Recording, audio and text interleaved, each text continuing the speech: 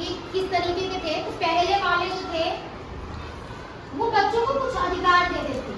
होता है ना कि शिक्षा तो बच्चों का अधिकार है, या तो ऐसे बच्चों का कुछ अधिकार होता है, जैसे हमारा है मतदान करना हमारा अधिकार होता है, तो वैसे ही बच्चों का कुछ अधिकार होता था। उसमें वो बच्चों के साथ बैठ के सहमतियां बनाते थे। सहमति यानी कि बच्चों के मत से बनती थी सहमति, उनकी साथ में दोनों की मिलजुल के वो सहमति एग्रीमेंट्स बनाते थे, सहमति बनाते थे। नियम बोल सकते हैं उसको आप, सहमति नहीं तो नियम बोल सकते हैं सरल शब्द में। नियम बनाते थे, उनको छूट होती थी, वो खेल सकते थे, वीडियो गेम भी खेल सकते थे, मोबाइल भी देख सकते थे, लेकिन कुछ टाइम के लिए। उनके साथ ये होता था कि आप 1 घंटे पढ़ोगे तो आपको मोबाइल फोन दिया जाएगा, आप हमारी ये बात मानोगे तो आपके लिए ये सुविधा दी जाएगी, या फिर बच्चे जिद करते मुझे खिलौने चाहिए कुछ, तो सहमतियां होती थी। इसके लिए आपको ये करना पड़ेगा। जहाँ पे उनको लगता था कि बच्चा थोड़ा बहुत इधर उधर कर रहा है तो वहाँ थोड़ा स्ट्रिक्ट भी हो जाते थे, थोड़ा डांटते भी थे, लेकिन बच्चों के मनोभाव को समझते थे, उनके साथ फ्रेंडली बिहेव करते थे, जिससे क्या होता था बच्चा उनका सबसे पहला तो कॉन्फिडेंट बना, खुद से निर्णय ले पा रहा था वो बच्चा, अपनी भावनाओं को खुल के रख पा रहा था, और स्कूल क्लासरूम में अच्छा प्रदर्शन कर रहा था।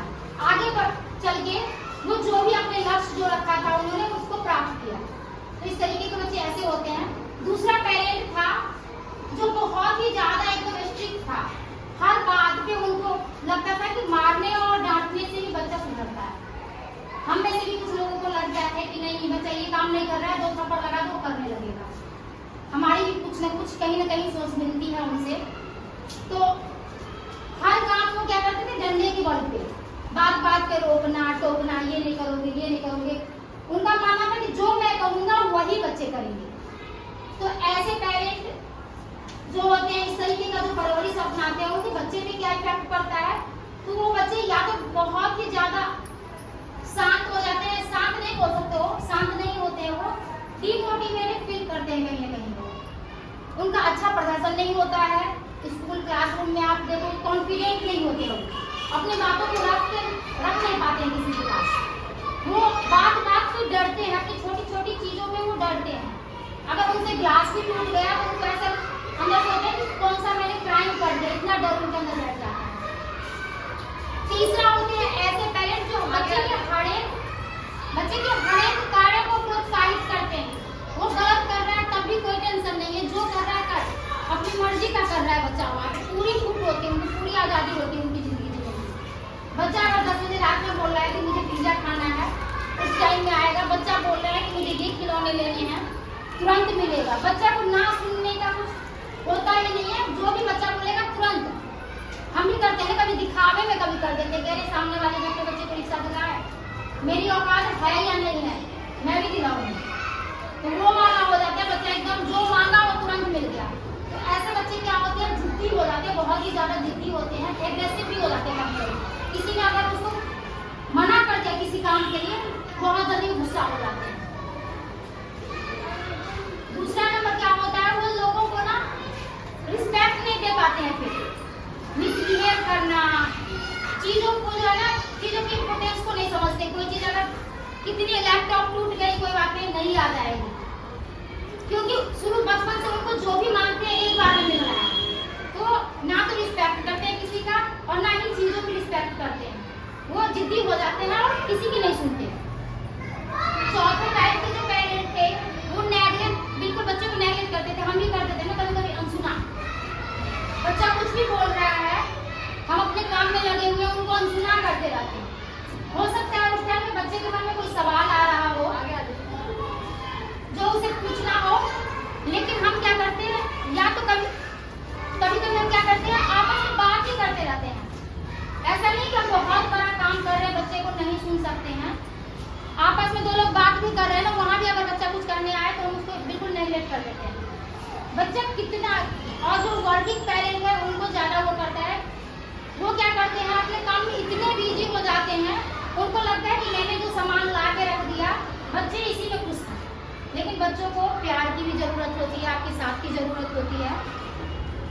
ऐसे बच्चे क्या होते हैं, अभी सुना ही होगा कि बच्चा बहुत अच्छा कर रहा था, नंबर भी बहुत अच्छे आए पेपर में, सामने लग रही है, सुन भी नहीं रहे, देख नहीं रहे उसके तरफ।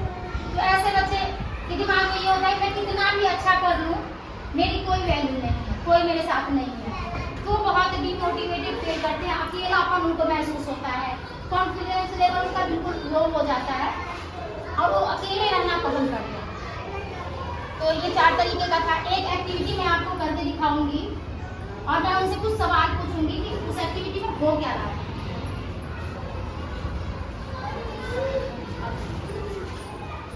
तो हम एक एक्टिविटी कर रहे हैं जिसमें एक इंसान होता है और एक मिरर यानी दर्पण, शीशा जिसको बोलते हैं वो होता है। तो शीशा क्या करता है हमें, जब हम आईने के सामने खड़े होते हैं उसमें क्या होता है, सामने आप सुन कर ये दीदी है इंसान और दीदी है शीशा। दीदी आप कर देता हूँ।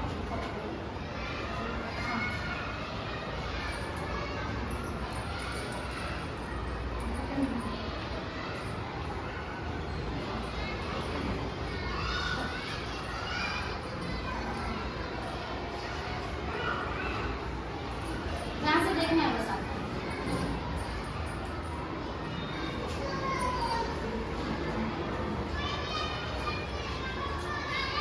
बहुत अच्छा दीदी, थैंक यू। अब आप देखें कि वो शीशा क्या कर रही थी, वो शीशा क्या कर रही थी, कॉपी कर रहा था ना। हम भी शीशे के सामने जब जाते हैं हम क्रीम लगाते हैं तो शीशा भी क्रीम लगाता है, हम कंघी करते हैं तो वो भी करते हैं। तो आपको क्या लगता है हमारे घर में हमको कौन कॉपी करता है, कौन करता होगा कॉपी हमें घर में? बच्चे करते हैं। तो क्या वो सिर्फ हमारे अच्छे कामों को कॉपी करते हैं या सभी काम? अभी देखा ना ये सिगरेट पी रही थी तो सामने वाला भी सिगरेट पी रहा है। हम क्या करते हैं, अनसुना कर देते हैं, उन्हें पता है। आपको क्या लगता है या हम क्या गतिविधि करते हैं अपने जीवन में, वो सारी चीजें बच्चे ऑब्जर्व करते हैं। अब बच्चों को नहीं पता है ना कि सिगरेट पीना गलत बात है, उन्हें नहीं पता है।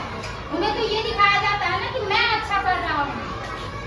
उनके लिए मम्मी पापा, उनके टीचर, उनके आसपास के लोग सही हैं, बड़े हैं ना, बड़े अच्छे डिसीजन लेते हैं।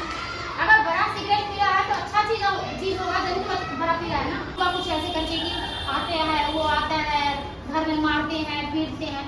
बच्चों ने कहाँ से सीखा? जब हम उनसे बात की, बहुत देर तक बच्चों से बात हुई, बच्चे कह रहे मेरे पापा ऐसे करते हैं। कितना गहरा असर उस बच्चे पे पड़ रहा है, कितना वो सोच रहा है कि दारू पीने के बाद मारना होता है, गाली देना होता है, ये होता है। तो हम ध्यान रखें कि जब भी हम अपने बच्चों के साथ रहे, अच्छी चीजें करें, अच्छी बातें बोले, ताकि वो भी वो चीज सीखे। हमें कॉपी करने के लिए बैठा हुआ है तो उनको अभी अच्छे बुरे में कोई फर्क नहीं है। हम जिस तरीके का परवरिश उनको देंगे बच्चा वैसा ही बनेगा। बच्चों की कहीं कोई गलती नहीं है, टीचर कितना भी मेहनत कर ले कुछ नहीं हो सकता।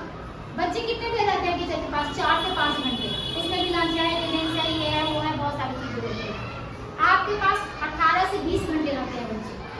आप जिस तरीके से ढालना चाहोगे बच्चों को वैसे ही ढलेंगे, वैसा ही उनका प्रतिरूप बनेगा। तो यही था परवरिश किस तरीके से हम कर सकते हैं। इसमें आप लोगों को लगा होगा कि पहला वाला परवरिश बहुत ही अच्छा था, है ना, जिसमें नियम भी बन रहे थे, ये भी हो रहा था, बच्चों की बातें भी सुनी जा रही थी।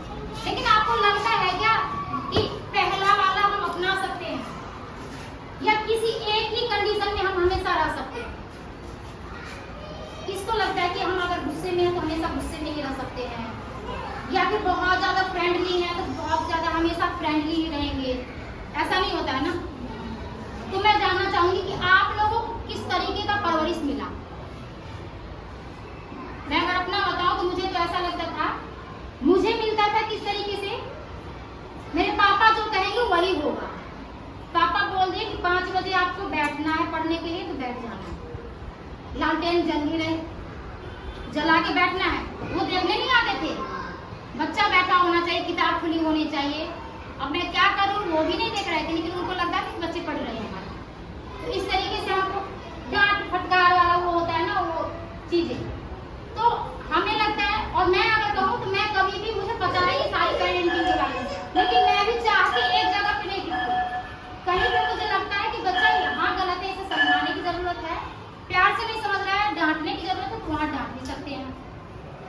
सिचुएशन के अकॉर्डिंग हम अपने आप को ढाल सकते हैं, लेकिन ये नहीं कर सकते कि हमेशा हम बच्चे को डांटे हैं, हमेशा हम बच्चे को इतना फ्रीडम दे दे कि वो वैल्यू करना छोड़ दे, कल को हम पे हावी हो जाए। आज बोला 50 रुपया का चीज हमने खरीद दिया, कल वो 5000 का मांग सकता है। उस टाइम अगर हम नहीं खरीदेंगे तो या तो वो बच्चा हमसे बिल्कुल वो कट जाएगा या फिर हमारे लिए नेगेटिव हो जाएगा। तो इस तरीके से हम नहीं कर सकते। तो कैसे हम बैलेंस बना के चले कि सिचुएशन के अकॉर्डिंग उनको सुनना भी है, समझाना भी है, और जहाँ पे जरूरत पड़ी वहाँ डांट के लगाना है, और एक दोस्त की तरह भी बिहेव करना है।